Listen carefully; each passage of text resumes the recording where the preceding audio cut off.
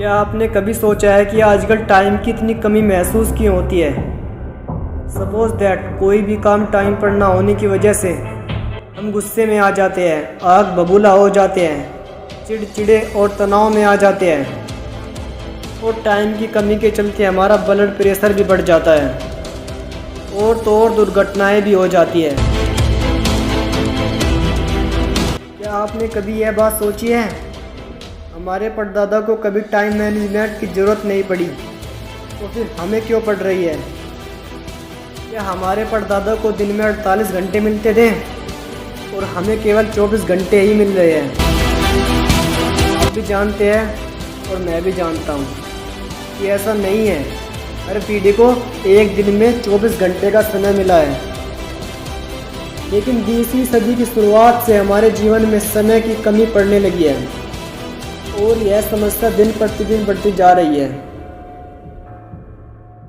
बड़ी अजीब सी बात है, क्योंकि 20वीं सदी की शुरुआत से ही इंसान टाइम बचाने वाले नए नए उपकरण बनाता जा रहा है।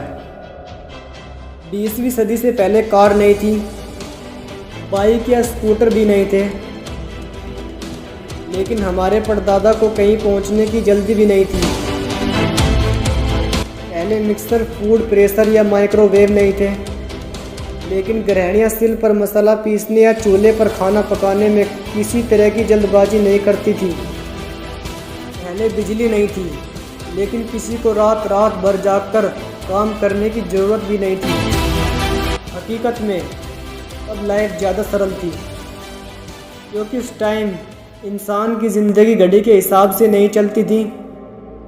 औद्योगिक युग के बाद फैक्ट्री, ऑफिस और नौकरी का जो दौर शुरू हुआ, उसने इंसान को घड़ी का गुलाम बनाकर रख दिया। पहले जीवन सरल था और अब जटिल हो चुका है। यही हमारी समस्या का मूल कारण है। पहले जीवन की रफ्तार धीमी थी, लेकिन अब तेज हो चुकी है।